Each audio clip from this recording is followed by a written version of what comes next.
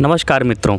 श्रीनिवास रामानुजम एक गणित का जाना पहचाना नाम, जिनके नाम से आज यानी 22 दिसंबर को विश्व मैथ्स दिवस यानी इंटरनेशनल मैथमेटिक्स डे मनाया जाता है और इन्हीं के नाम पर गणित की भी एक प्राइज़ अलॉट की जाती है वर्ल्ड लेवल पर, जो कि इस वर्ष भारत की एक महिला नीना गुप्ता ने जीता है, जिसके कि आप शायद जानते होंगे। आप महज 32 वर्ष की आयु में इनकी यह लीला यानी कि यहाँ धरती पर की जीवन समाप्त हो गई थी।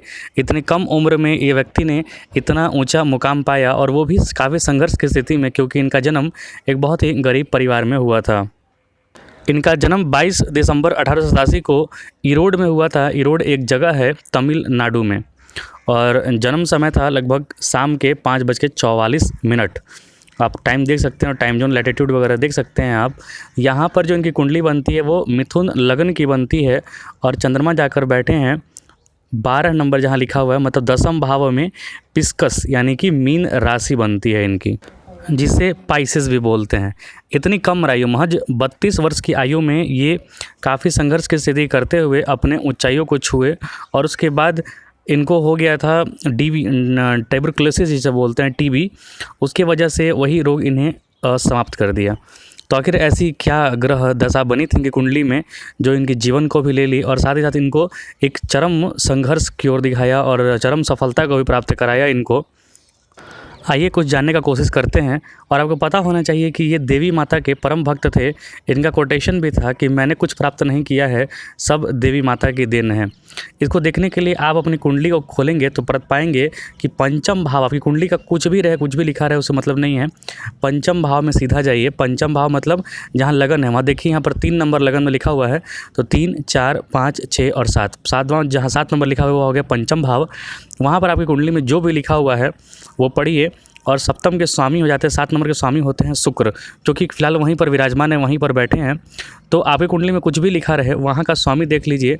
अगर मंगल है तो उसके इष्ट देवता बजरंगबली, अगर शनि है तो भी बजरंगबली मान लीजिए, माफ़ कीजिए काली माता, और अगर वीनस होते हैं तब तो दुर्गा माता उनके इष्ट देव होते हैं, इष्ट माता होती हैं।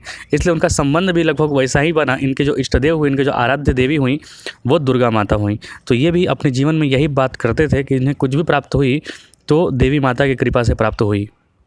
इनका जीवन काफ़ी संघर्ष से भरा हुआ था। महज 15 वर्ष की उम्र में एक मैथमेटिक्स की इनको किताब मिली, जिसमें कि गणित के हज़ारों थ्योरम लिखे हुए थे। इन्होंने सब पर रिसर्च करना, सब पर पढ़ना चालू किया, और वहीं से ये अपना जीवन चक्र जो है प्रारंभ किए। 1903 में वो मद्रास यूनिवर्सिटी ऑफ मद्रास को ब्रीफली, मतलब थोड़े टाइम के लिए अटेंड किए। उसके बाद ये अपना काम करते रहे, अपना मैथमेटिक्स पर भी ये पढ़ाई स्टार्ट रखे, प्रारंभ रखे। 1914 में ये पहली बार इंग्लैंड गए, वहाँ पर ट्रिनिटी कॉलेज ऑफ कैम्ब्रिज में पढ़ने के लिए। वहाँ के जो ब्रिटिश के मैथमेटिशियंस थे G.H. हार्डी, उनके साथ ही कांटेक्ट में रहते थे, चूँकि अपने मैथ के वजह से, और वहीं पे जाके पढ़े 1914 में। उसके बाद उनके काफ़ी ऊंचाइयाँ, नाम, सफलता वगैरह प्राप्त हुई। इन्होंने काफ़ी काम किया है थ्योरी ऑफ नंबर्स पर, जिसमें बहुत सारा ज्ञान आपको प्राप्त होगा। आप मैथमेटिक्स पढ़ के गूगल करके आप देख सकते हैं उन सारी चीज़ों को। चूँकि इनकी स्थिति, आर्थिक स्थिति बहुत अच्छी नहीं थी, तो 1909 में जब इनकी विवाह हुआ, उसके बाद ये परमानेंट एम्प्लॉयमेंट के सर्च में गए, खोज में गए, जहाँ पर रामचंद्र राव, एक गवर्नमेंट ऑफिशियल, ने इनकी मदद की, और इनके मैथमेटिकल पावर की वजह से, मतलब उससे अनुभूत होकर, उससे प्रसन्न होकर, इनको मद्रास पोर्ट में भी एक नौकरी, क्लरिकल पोस्ट की नौकरी इन्हें प्रदान की गई थी।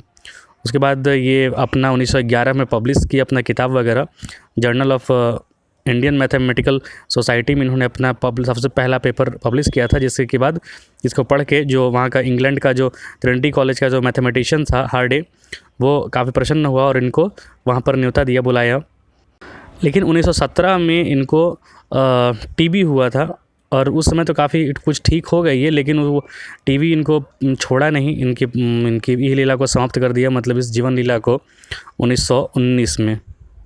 और ये पूरी दुनिया में विश्व विख्यात समझ लीजिए हो गए। गणित की वजह से इनकी कुंडली में जो सबसे मजबूत चीज़ है वो वीनस है, और वीनस पंचम भाव में अपने ही घर में बैठा है। वीनस जो होता है पैसन देता है, किसी भी चीज़ के लिए एक पैसन, जो एक जुझारूपन, एक प्रवृत्ति देता है कि मुझे ये पैशन है, मतलब एक ज़बरदस्ती का काम करना और एक अपने मन से काम करना जिससे बहुत अच्छा मन लगे, व्यक्ति काफ़ी आगे जाए, उसे पैशन बोलते हैं। तो वीनस पैसन देता है और वो अपने ही घर में पंचम भाव में बैठा है, ज्ञान के भाव में बैठा है। तो वीनस ने यहाँ पर बहुत चमत्कारिक रूप से इनके लिए कार्य किया है यहाँ पर। साथ ही साथ सप्तम भाव पर यहाँ पर सूर्य बैठा हुआ है, जिसने लगन को देखा तो लगन में इनमें आत्मविश्वास भरा कि तुम ये कर सकते हो, ये कार्य कर सकते हो, क्योंकि आत्मविश्वास, तेज, प्रसिद्धि वगैरह जो है वो सूर्य ही प्रदान करता है। और सूर्य चूँकि सप्तम में बैठा है तो नाम, पद, प्रसिद्धि वगैरह यश दिलाने का भी कार्य करेगा, क्योंकि सप्तम भाव से ही हम एडवर्सरी को देखते हैं और वहीं से नाम, पद, प्रसिद्धि की देखते हैं। जितना एडवर्सरी आपका मजबूत रहेगा, आपकी नाम, पद, प्रसिद्धि उतनी ही अच्छी होगी। हालांकि चंद्रमा के अगल बगल घरों में कोई नहीं है तो कैमद्रुम नामक योग दुर्योग भी लगा, क्योंकि अल्पायु भी किया और साथ ही साथ इनका जीवन भी थोड़ा कष्टमय बीता, संघर्ष के साथ बीता। केतु यहाँ पर अष्टम से है, और केतु जहाँ बैठता है वहाँ से डिटैचमेंट कराता है। अष्टम से हम आयु भी देखते हैं, तो केतु यहाँ पर अष्टम बैठकर आयु से डिटैचमेंट कराया। लेकिन केतु एक चीज़ ये भी होता है कि अष्टम में बैठकर अचानक से अप्रत्याशित सफलता दिलाता है, नेम दिलाता है, फेम दिलाता है, तो वो भी यहाँ पर दिलाया, लेकिन उम्र को थोड़ा कम कर दिया यहाँ पर। यहाँ पर एक और कॉम्बिनेशन है बुध और गुरु का, जो छठे भाव में बन रहा है, तो वो संघर्ष की स्थिति और गणित का दिखाता है, क्योंकि बुध और गुरु दोनों एक साथ जब साथ बैठते हैं तो व्यक्ति गणित में भी काफ़ी मजबूत, काफ़ी तीव्र होता है, तार्किक क्षमता उसकी बहुत अधिक तीव्र हो जाती है। ये इनकी कुछ ग्रह दशा, ग्रह स्थिति थी। ये नीना गुप्ता हैं, जिनको कि जरिस्की कैंसलेशन प्रॉब्लम, जो गणित का एक प्रॉब्लम होता है, उसे सॉल्व करने के लिए 2021 का रामानुजम अवार्ड से सम्मानित किया गया है। ये विश्व की तीसरी महिला हैं और भारत की प्रथम महिला हैं जिन्हें ये अवार्ड से सम्मानित किया गया है। ये रामानुजम के कुछ ग्रह योग, ग्रह दशा थी, जिसे मैंने आपको बताया। ये आप अपनी कुंडली मिलाकर देखिए।